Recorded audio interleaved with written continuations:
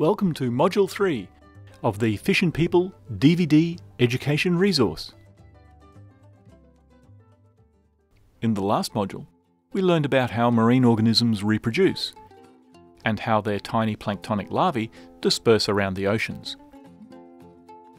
We saw nature's strategies for coping with changes and threats in the environment, and how humans are now breaking the natural cycles of replenishment that support marine species. In this module, we will explore some basic principles of biology and ecology to understand why some species respond differently to fishing pressures than others.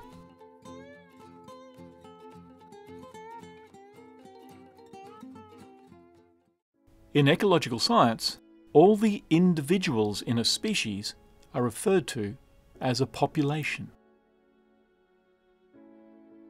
Obviously, the number of adults in that population affects the number of eggs produced to make juveniles for the next generation of that population. But there are also other factors at play. All animals must spend time growing before they become mature adults that can produce eggs.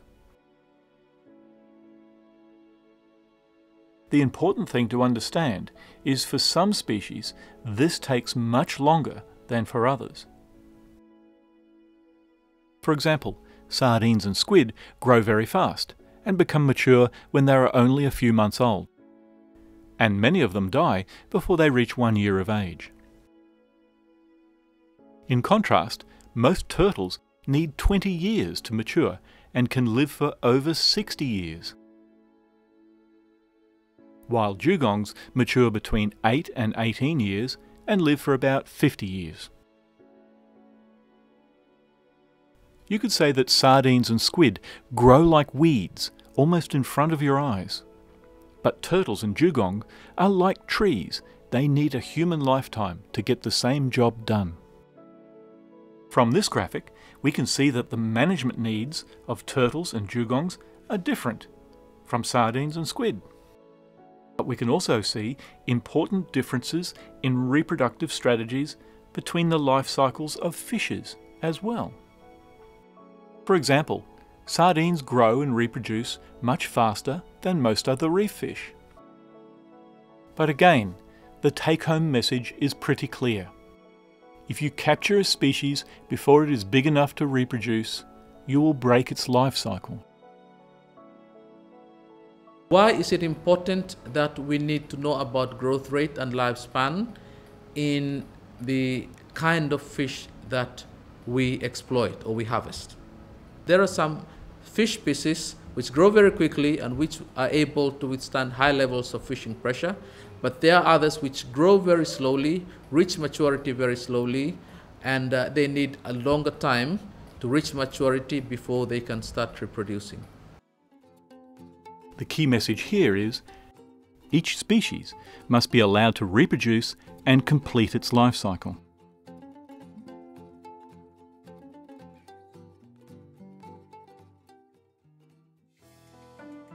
In earlier times, it was harder for fishers to overfish a species, but now the combined pressure of all fishes means almost any species can be overfished.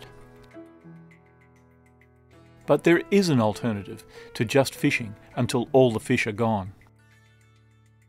It's called science-based resource management. By understanding the biology of a species, it is possible to make simple rules for fishes to follow that guarantee the survival and ongoing availability of much-needed food resources. Let's use the trochus shell as an example. Trochus do not mature until they reach about 6 centimeters across the base, which is about when they are 2 years old. If we collect all the trochus before they have a chance to reproduce, we break the species' life cycle and crash the fishery that exploits them. But if we set a minimum size limit of 8 centimeters before fishes are allowed to take them, then each year some trochus will have a chance to actually reproduce before they are removed by fishing. When a large enough spawning population of adult trochus builds up, then more young trochus show up each successive year. As a resource management strategy, size limits need to be determined by a scientific understanding of the biology of the target species. If the minimum size limit is set too low, or if people break the size limit rule, then the wheels fall off the life cycle. So fishing is one important thing that helps me follow your village. So I think good way now, you follow fishery must do sizing of the fish. Me looking that one very important because one for a fisher observe before or here before him taking fish in 6 inch above, but not less than 6 inch down. Me looking this for time, but you looking at market honia logis small thing but orcheta salim. Should be well put him strong. Recommend for low market small fish. Me find him. Or the small one, not taking that small one. The key message here is minimum size limits allow species to live long enough to reproduce.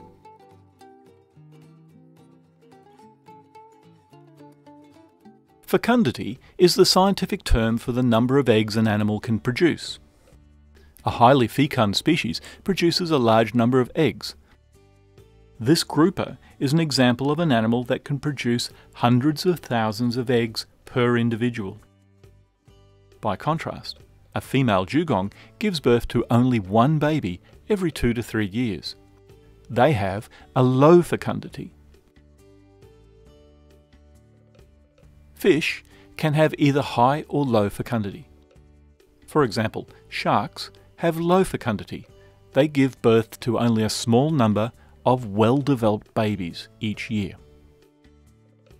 By fish standards, sardines produce a medium number of eggs, in the thousands. But because there may be hundreds of thousands of adults, which may spawn more than once a year, the population of the species overall is highly fecund. That is why they can produce great schools, often in their millions, each year. Sardines are food for almost any fish predator fast enough to catch them. For sardines, the survival equation requires millions of sardines to ensure there is another generation. The number of offspring produced by a species has been determined over evolutionary time to cope with the risks they face in surviving to adulthood. Sharks have evolved having few predators. In a natural situation, their life history strategy of producing a small number of large, well-developed babies is enough to survive in the lottery of life. With a reproductive strategy like this, though, even low levels of fishing pressure can cause shark populations to collapse quickly. A separate point to understand about fecundity is that for many species it changes over time. As an individual grows older and larger, they also become more fecund. For example, a 12 centimetre diameter trochus produces more than 7 times as many eggs as a 7 centimetre trochus. It's the same for fish species like groupers. Scientific studies show that a 39 centimetre female can produce 5 times as many eggs as a 30 centimetre female. Typically, older, larger specimens are better spawners, and therefore are better left in the ocean to make more fish. This important piece of information gives us another management tool to help us make more fish. Earlier, we mentioned minimum size limits as a way of ensuring that enough individuals in a population get large enough to spawn. But we just learnt that for some species, it is the largest animals in the population that produce most of the eggs. In this situation, a maximum size limit is also a good way of making more fish. At a glance, it might seem that size limits lock the fish away from the fishes, but this is not true. Size limits make sure that more fish spawn more often. guaranteeing that there will be more babies in following years. Protecting the biggest fish from capture by fishers guarantees more eggs are released each year. With this kind of protection, fish populations can recover from overfishing. The secret to providing fishers and communities with a better living is not just to be good at fishing, but to be better, more responsible fishers, by understanding and respecting the species we are exploiting. And the best way to do this is to let more fish get older and produce more baby fish over a longer lifespan. So we have now learned that species of animals form visible populations made up of juveniles, subadults, and adults. We've also learned that species differ in their reproductive richness, a concept known as fecundity, and how a species may have a reproductive strategy that makes it naturally common or rare, and why each species will respond differently to fishing pressure. So suppose you may not respect him, the resources below me, fishing below me. But if you some below me, I'm at risk now. Me know I'm not looking. So I think that age group is important. If they can get that message.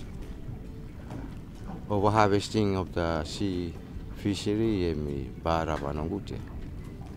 here are some key messages. The key factors that influence how a population replenishes itself are how old an individual must be before it produces eggs, the number of eggs it produces and at what size, how often it spawns, how fast it grows, and how long it lives.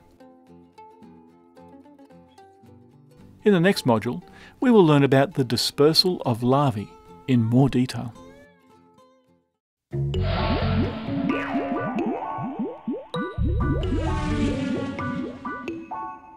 But also, looking main challenge for you is if we work together, then everything fine. Okay for you.